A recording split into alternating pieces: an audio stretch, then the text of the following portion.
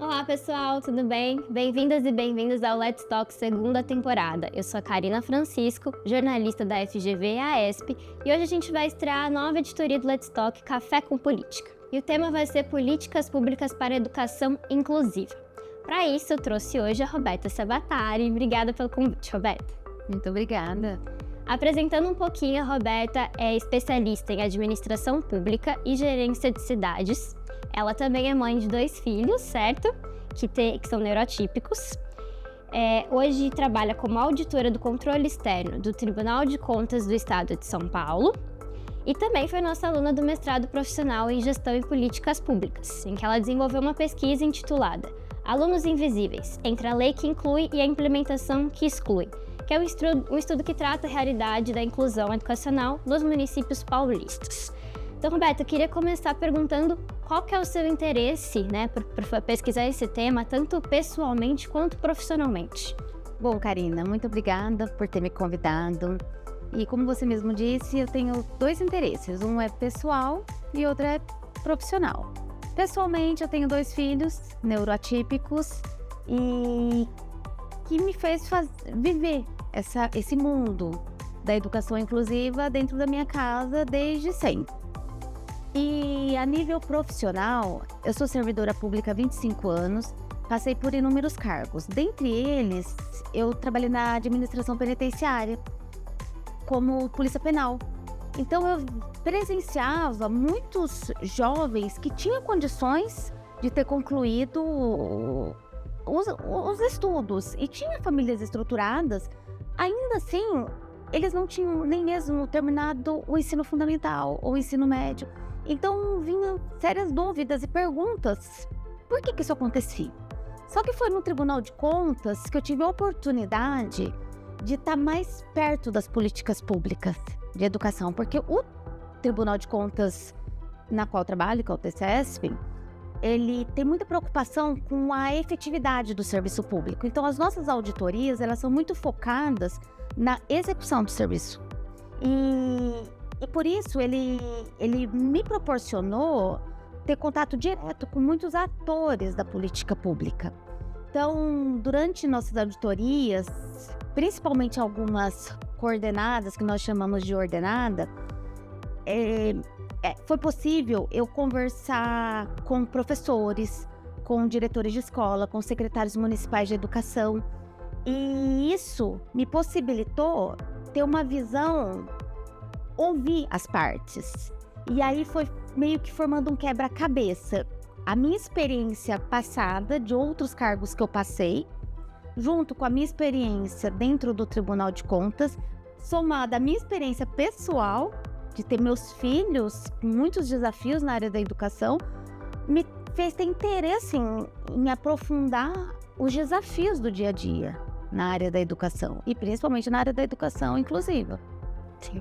Quando a gente fala educação inclusiva, acho que primeiro a gente tem que falar quem é o público da educação inclusiva, né? De quem que a gente está falando, quem que se enquadra nisso. Muito obrigada por ter feito essa pergunta, porque no nosso dia a dia nós percebemos muita confusão entre a educação inclusiva, o atendimento educacional especializado. E é a mesma coisa, as pessoas entendem muito como sendo sinônimos, e na verdade não é. A Constituição Federal do nosso país, ela traz que a educação é um direito de todos. Então não importa se a sua religião, a sua cor, as suas condições físicas, a sua condição em geral. Todo mundo tem direito à educação. E essa educação, preferencialmente, ela vai ser na escola regular. Ela vai ser inclusiva, ou seja, junto com todos. Naquela escola regular, não é exclusiva, separada. No entanto, como ela vai ser materializada? Um dos instrumentos é o atendimento educacional especializado.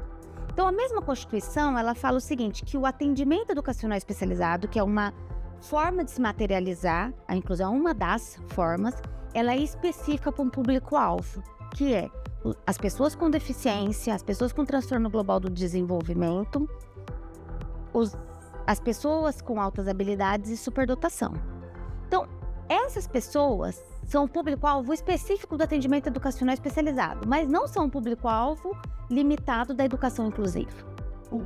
O que acontece é que muitas vezes o público-alvo da educação inclusiva ele é muito maior do que do atendimento educacional especializado.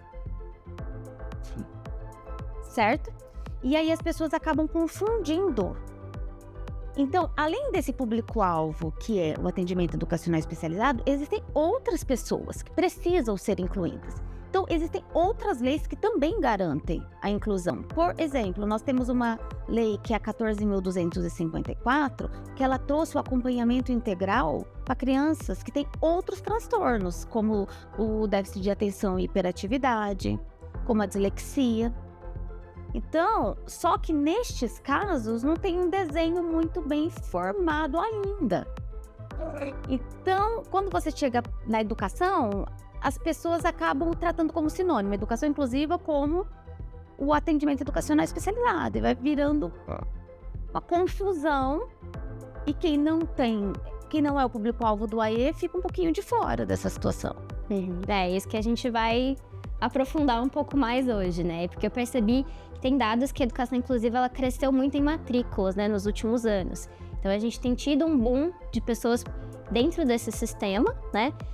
Porém, ainda, pelo que a sua pesquisa mostrou, tem muita gente fora desse sistema, né? Que são o que você chama dos invisíveis. Por que isso acontece? O que acontece? Qual que é a situação dessas pessoas que estão fora dessa política? Karina, durante nossa pesquisa, ficou assim muito evidente que o Brasil ainda, os municípios paulistas, que no caso foram o foco da minha pesquisa, existe um desafio muito grande, que é a implementação das políticas públicas. E eu vou dar alguns exemplos. Hoje, existe uma norma técnica que proíbe a exigência de laudo para você matricular um aluno no atendimento educacional especializado. No entanto, quando formos analisar fazer as análises quantitativas de quais escolas, quais municípios ainda exigem o laudo médico para matricular o aluno no atendimento educacional especializado, foi um número muito grande que ainda exige. Então, nós continuamos a pesquisa para entender o porquê que isso ainda acontece. A exigência do laudo médico, mesmo tendo uma norma técnica do Ministério da Educação proibindo essa exigência. E aí, as conclusões foram partindo para a seguinte linha. Existem duas situações muito importantes. Uma é que os professores, gestores, pessoas que lidam com as crianças, elas não se sentem capazes e até mesmo é uma insegurança muito grande em definir quem é o público-alvo. Virar para a criança e falar assim, olha, essa criança realmente ela tem um transtorno global do desenvolvimento, ela está dentro do espectro autista, então eu vou lá e vou matricular essa criança no atendimento educacional especializado sem ter um diagnóstico médico. E eu vou dar um exemplo para você. Um dos meus filhos, ele teve uma alfabetização de leitura muito rápida. Ele aprendeu a ler muito rapidamente. Ele foi uma das primeiras crianças que aprenderam a ler. No entanto, em razão dele estar dentro do espectro, ele teve uma coordenação motora muito dificulta. A coordenação motora dele foi muito deficitária. Então ele sabia ler. No entanto, sabe a pegada que eles chamam de pegada em pinça, por causa da coordenação motora, era muito dificultosa. E isso fez com que ele tivesse muita dificuldade em escrita. Muita dificuldade. Então, até hoje, apesar de todas as terapias, que graças a Deus hoje eu tenho condição de fornecer para ele, que é tudo particular, porque o poder público ainda não consegue fornecer essas terapias, mas mesmo com todas as terapias de psicomotricidade, de fisioterapia, ele ainda tem uma dificuldade com a escrita. Então, ele tem uma habilidade de leitura, mas tem a dificuldade da escrita. Se lá no passado nós não tivéssemos percebido essa dificuldade, ele com certeza seria uma criança que não teria condições, não teria conseguido aprender a escrever, apesar de saber ler. Então, seria uma criança, que foi o que aconteceu com a minha filha mais velha, que não teve esse diagnóstico, que... Sabe aquela criança que fala assim, nossa, mas ele é tão inteligente, mas tem preguiça de escrever? Que passa na escola desse jeito. Ah, mas tem preguiça de escrever. E na verdade não, é porque ele não tem uma habilidade suficiente, que na verdade é motora, para conseguir desenvolver a escrita. E se o professor não tiver uma capacitação suficiente para identificar, falar, peraí, essa criança está com uma deficiência motora. Isso daqui não é a função do professor desenvolver a deficiência motora dele, vai ser outros treinos, outras habilidades, outros profissionais que vão desenvolver essa habilidade motora dele, fisioterapia, psicomotricista. Então, o que vai acontecer? Essa criança vai passar a vida toda na escola com deficiência de escrita. Então, você percebe que o professor, se ele não tiver uma capacidade, uma capacitação muito clara para identificar essa criança vai passar. Outro gap muito grande de implementação que foi percebida na pesquisa foi a falta de fluxos, protocolos pré-definidos. Então, esse professor, vamos supor, ele teve uma capacitação, ele percebeu, ele é habilidoso, ele percebeu que essa criança tem um problema dele, não é preguiça, não é problema familiar, não, essa criança tem um problema motor, essa criança... Mas aí não tem um fluxo pré-definido. Esse professor fala assim, meu Deus, mas para que eu vou fazer? Para quem eu vou encaminhar? Quando eu vou comunicar a família? Quando eu vou mandar para a área da saúde? Faz primeiro. Qual a ordem? O que eu faço primeiro? Esse professor, ele fica sem saber o que fazer dentro da sala de aula se não tiver definido um protocolo. Então, isso vai acabando tornando a criança mais invisível, né, para o sistema, para todas as pessoas ao redor, certo? Certo. Isso vai exatamente, você entendeu direitinho. A criança, ela vai ficando ali dentro invisível. Porque ela continua não aprendendo, ela continua não desenvolvendo suas habilidades e vai passando. E existe uma janela de oportunidade que a criança ela tem que desenvolver naquele período.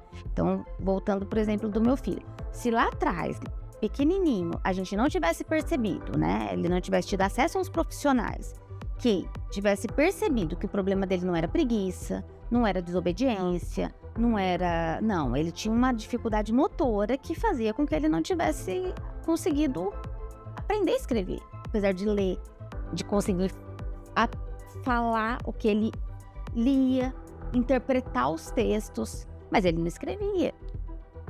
Então, por um lado, a gente tem um progresso da parte da saúde, que a gente tem um boom de diagnósticos, né? A própria sociedade está falando mais, né, sobre neurodivergência, sobre as pessoas neuroatípicas, então a gente tem um avanço nisso, só que o sistema educacional ainda está um pouco complicado de incluir realmente todas as pessoas, de se preparar para esse boom de pessoas que estão nesse sistema, né? A gente tem essa falta de conversa entre o que a saúde está fazendo, o que a educação está fazendo em sistemas de políticas públicas, né? E para quem que está dentro do sistema, isso está sendo efetivo? A pesquisa que, durante a conclusão ali, ficou muito claro que existem falhas muito importantes para quem também já está dentro do sistema. Isso é muito triste. E, novamente, eu vou voltar com alguns exemplos.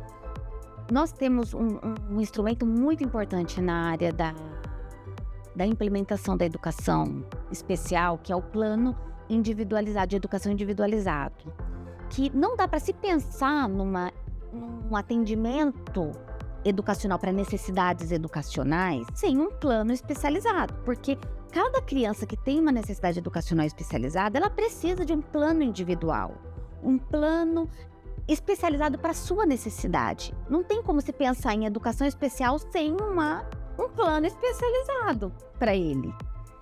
Só que, mesmo daqueles alunos matriculados no atendimento educacional especializado, apenas 73% tinham plano.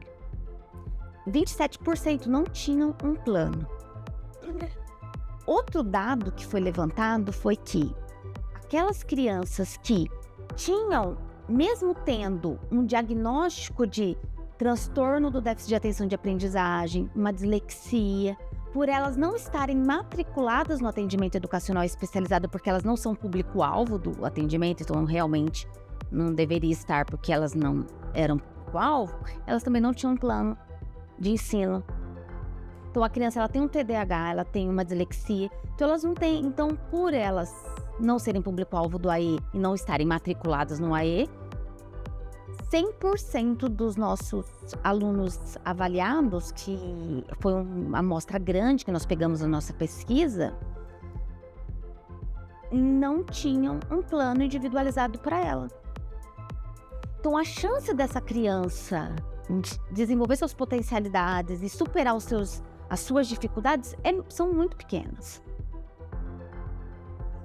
Então, percebe como vai ficando difícil? Então, mesmo para aqueles que estão matriculados no AE, muitos não tinham um plano especializado. E para aqueles que não estavam matriculados no AE, 100% não tinham. E aí, o que dá pra gente fazer? O que precisa ser feito pra gente garantir que esses direitos dessas crianças sejam realmente, né, colocados em prática?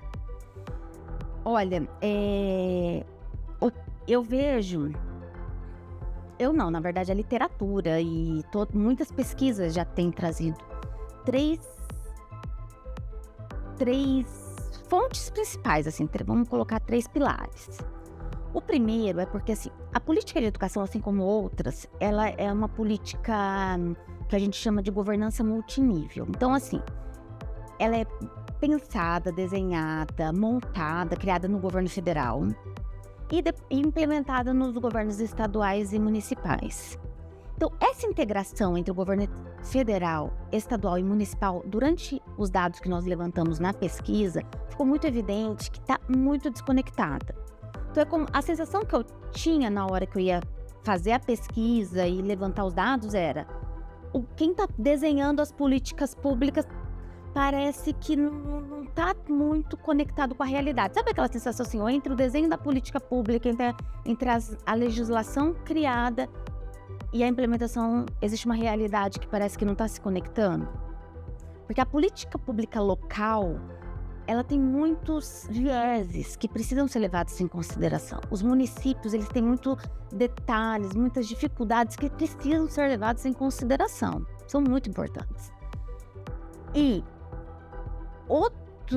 outra questão de extrema importância são as intersetorialidades. Então, enquanto a governança multinível ela é vertical, as intersetorialidades elas são horizontais. Então, o setor da saúde, educação, assistência social, eles precisam estar interligados. E a gente vê que nas políticas públicas, no geral, é muito difícil conversar os setores. A sensação que a gente tem quando nós estamos trabalhando e investigando as políticas públicas é que assim, cada um que lute com seus problemas. Ou educação, você que lute, saúde, você que lute, assistência social, você que lute, e cada um que fique com seus problemas. E isso acaba ficando muito complicado. Porque quando falamos em educação inclusiva, quando falamos em crianças com deficiência, como não pensar na educação e na saúde trabalhando juntos? Quando falamos em criança com vulnerabilidade, como não pensar na assistência social integrando tudo isso? Então, a intersetorialidade é extremamente importante e ainda as políticas públicas, a gente percebe essa dificuldade muito grande. E outro ator extremamente fundamental nesse laço seria a organização, os atores civis organizados, que são as organizações civis organizadas, que eles têm extrema importância nesse ciclo. Que eles são capazes, a gente já viu aí que o terceiro setor, eles têm capacidade de prestarem serviços de qualidade. E então precisa o poder público utilizar essas entidades de forma eficiente, de forma contribuir com essas entidades e chamar essas entidades para fazer parte de tudo isso, porque são os 3 pilares fundamentais para a educação inclusiva funcionar e para esse ciclo da política pública concluir. Então, existem políticas públicas, elas são boas, mas a parte da prática, a hora que coloca para diversas pessoas de diferentes setores fazerem, as coisas acabam não sendo tão bem conversadas, né? E principalmente trazer o terceiro setor que tá ali todo dia, que conhece, que sabe, que tem a realidade de cada um, é extremamente importante, né? Pra gente achar soluções, né? Não fica quem que tem que fazer o quê? Na verdade, todos têm que fazer um pouco. Seria isso. Exatamente. Fazer um pouco e delineado. Tem que ser muito formalizado. desenhado de uma forma muito mais alinhada do que tem sido feito. Protocolado, muito mais desenhado do que tem sido feito na prática. Eu falo, Karina, que é uma coisa muito... a sensação que a gente tem, e não é sensação, porque isso a gente demonstrou na pesquisa mesmo com dados quantitativos e qualitativos bem robustos. Pensa num ciclo que vai se acontecer, pensa numa roda. Então, assim, os professores estão com essa criança dentro da sala de aula. Eles não se sentem capazes o suficiente para ir lá e avaliar essa criança, para bater o martelo e falar, essa criança precisa de um atendimento educacional especializado. Só que a escola, ou os gestores por si mesmos, eles exigem um laudo médico para incluir nesse AE. Só que só nesse AE é que existe uma sala multifuncional, um professor especializado, lá sim tem o professor especializado para fazer uma avaliação, para ver se essa criança tem. E aí não existem protocolos que vão definir como que essa criança vai passar por essa avaliação, certo? Mas só se essa criança tivesse nesse AE, que ela seria encaminhada para uma área da saúde, ou para uma área, ou por profissionais mesmo, até que tem na área da educação, tem profissionais psicopedagogos, às vezes tem psicólogos na área da educação, tem às vezes alguns centros na área da educação. Só que não existe uma coisa definida, um protocolo, uma formalização de como que essa criança vai ser encaminhada. Então ela continua lá dentro da escola.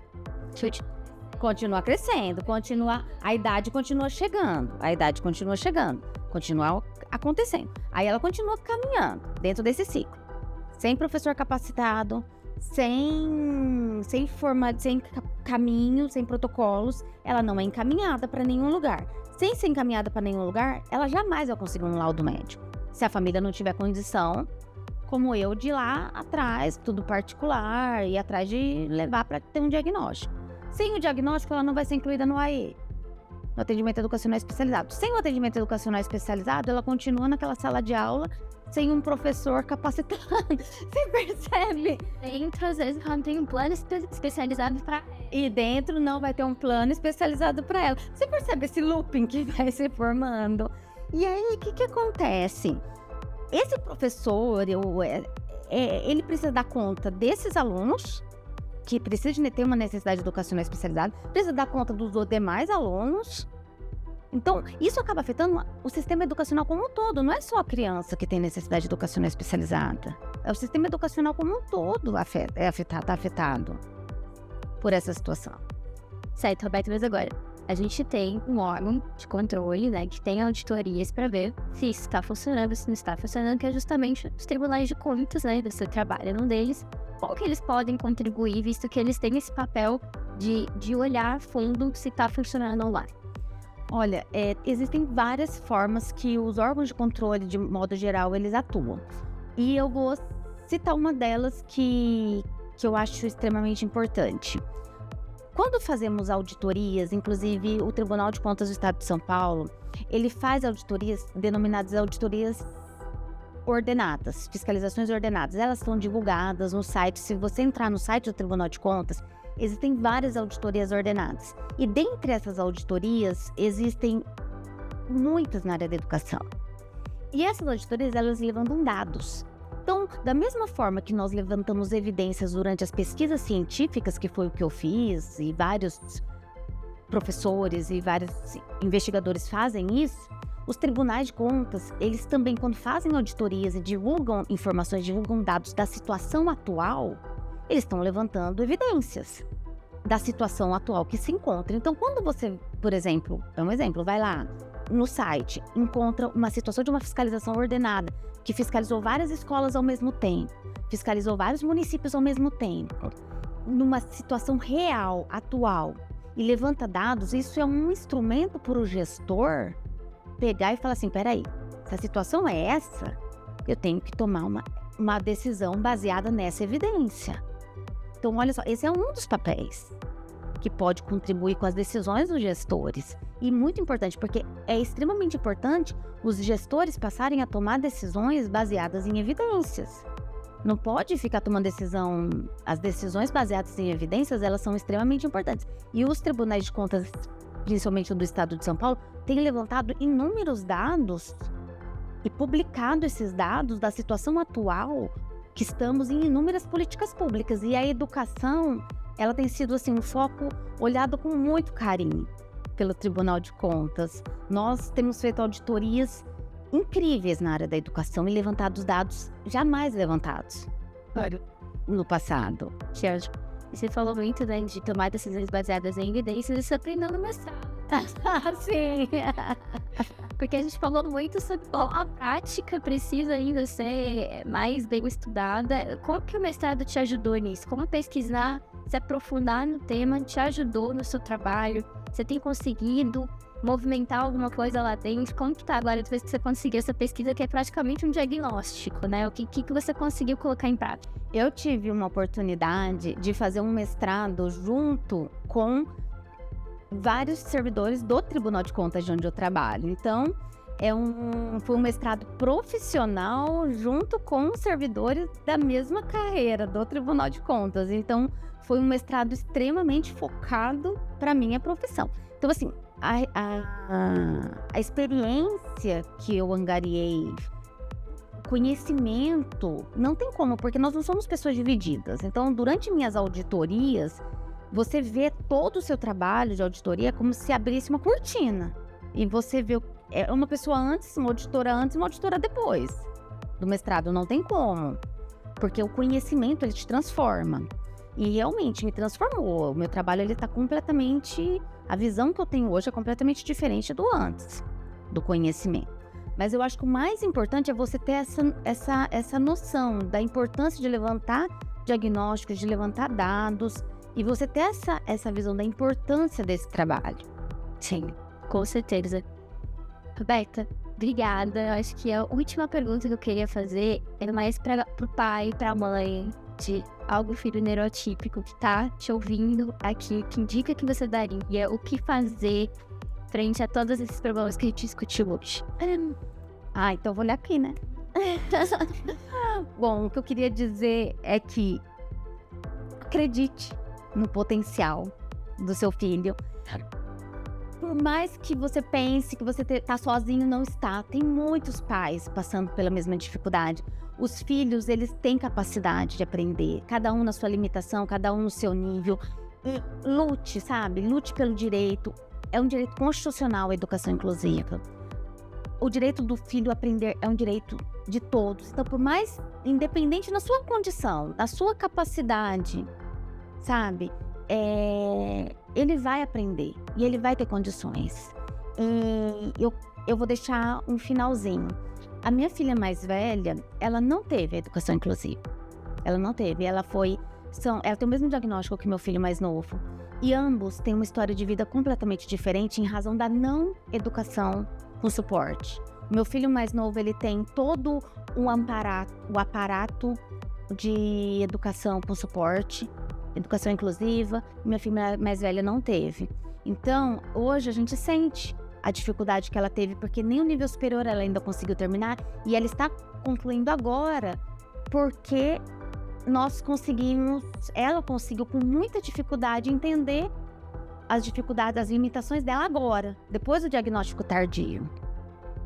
Então, a importância de entender as limitações do seu filho vai fazer com que vai fazer a diferença na vida. E eles são capazes. E eles não são preguiçosos, eles não são desobedientes, eles são capazes. É assim que a gente estreia nosso Café com Política do Let's Talk.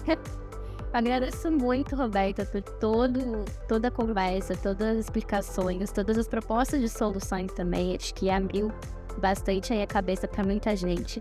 Tudo muito fruto do mestrado profissional em gestão de políticas públicas, que você pode conhecer um pouquinho mais no nosso site, nas nossas redes sociais ou até o nosso Admissions Office.